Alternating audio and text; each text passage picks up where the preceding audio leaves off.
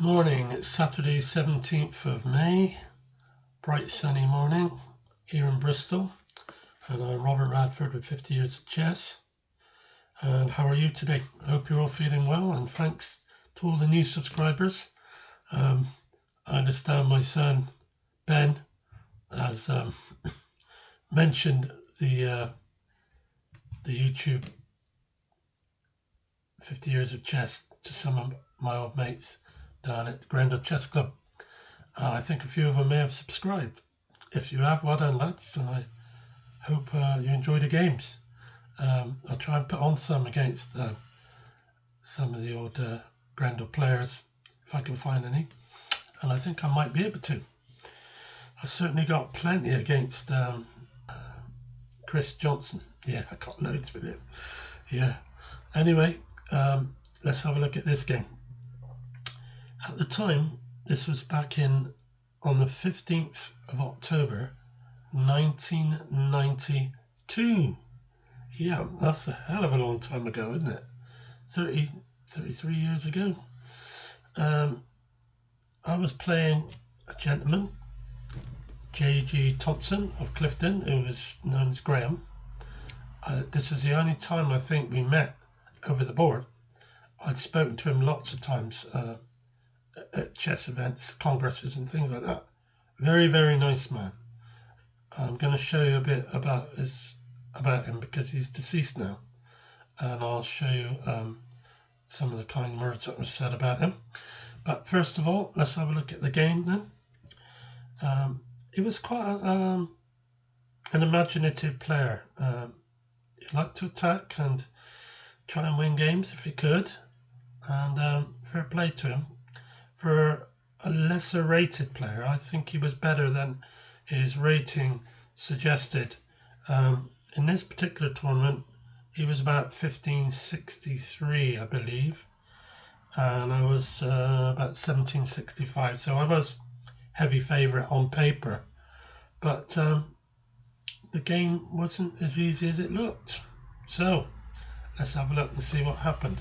Graham was white, and he began with e4. I played c5, Sicilian, c3, Alpine variation, knight c6, d4, cd, cd, e6, knight f3, a6, knight c3, d6. So I've gone into a Scheveningen type defense in the Sicilian here. Bishop c4, b5 immediately, hitting the bishop, gone back to b3. Knight f6, castles, b5, b4. So b4 means when the knight moves I can take the pawn. So what's he going to do about that? So he played e5. So I played pawn takes pawn, queen takes, knight takes. He had to do that really, or he'd lose his knight if he retook with the rook. So again, we've got about an even situation. There's not really much in it. I played knight to d7, and he immediately defended that pawn with a bishop. So it's not too bad for both of us. Knight b6.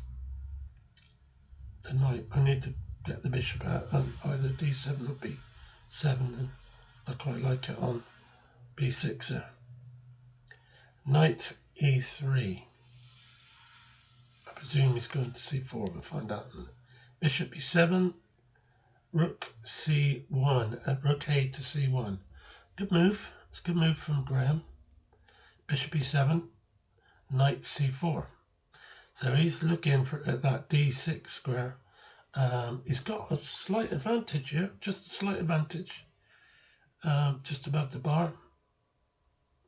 Knight takes bishop, get rid of that threat. d6, rook takes. A little bit surprised, but I guess he wants to double his rooks. Castles, and rook f to c1. So there we go. I've got a slightly better position.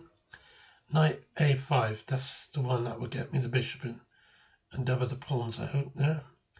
So he plays his rook down, It looks like he could win a piece, but not if I go on back rank, which I did. Bishop d8, rook d7. So this is good. I can take the bishop now, and when he takes, I've doubled his pawns up, and that's weakened him on that queen side.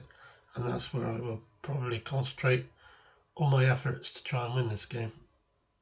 So now, first of all, I'm shutting that rook into my side of the board, so it can't get out. He's played knight back to d2, and I've got a bigger advantage now than I had before.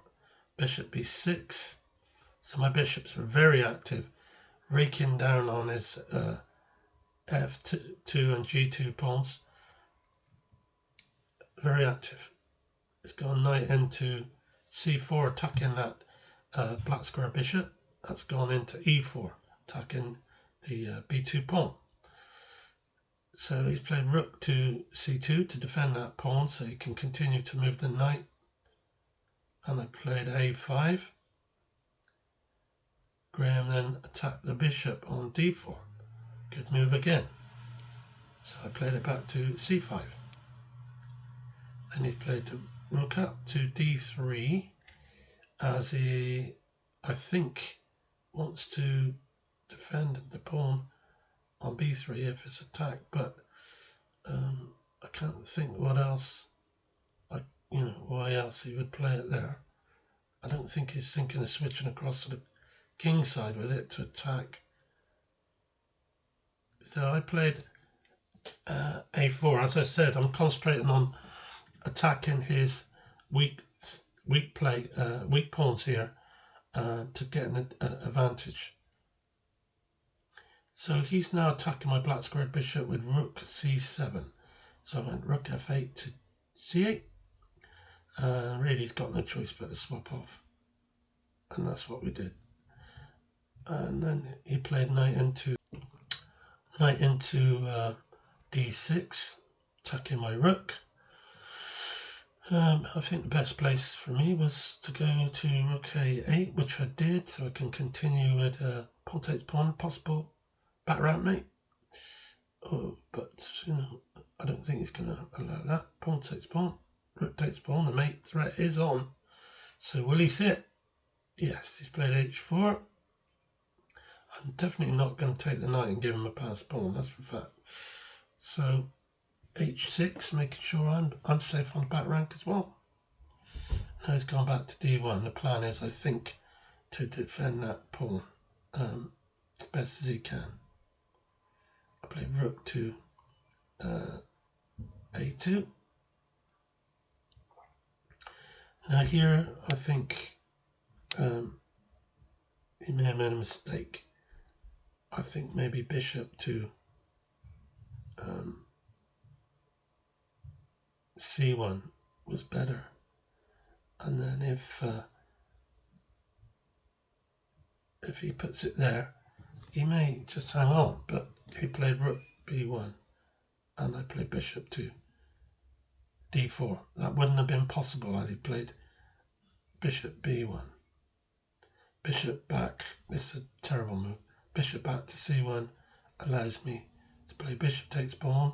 First of all, hitting the knight, making it move, and then now he's moved from the protection of the e4 square. I can play bishop e4 and I win a piece.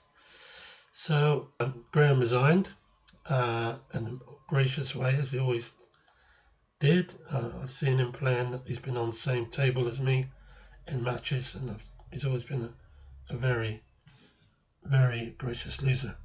So that was an interesting game. I think had he played bishop c1 instead of rook b1, I've got a little bit of work to do, but I think I'm still winning. But it would have been a lot harder than what it was. So that was very unfortunate. I've got a little picture here for you of Graham. There he is. In 2005, before he died, taking part in the Congress at Redland School. That's around about played him a bit earlier than that, I think. And yeah, I played him in 1992, wasn't it? So yeah, he's a bit older there. But I'm going to show you what a tribute was paid to him. It says, with great regret, I have to inform you that the club, that Graham died last Monday morning on the 2nd of November after long and bravely borne illness. Hold on a sec, so I can enlarge that and just see what it says here.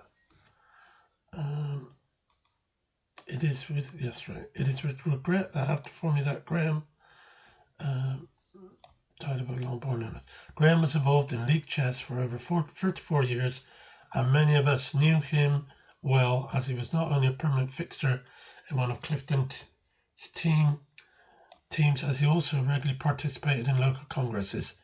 Many of us would have had the pleasure of playing him, including me, and would have noted his brave attacking style as he tried many of the gambit lines that would have brought him so much enjoyment over the years.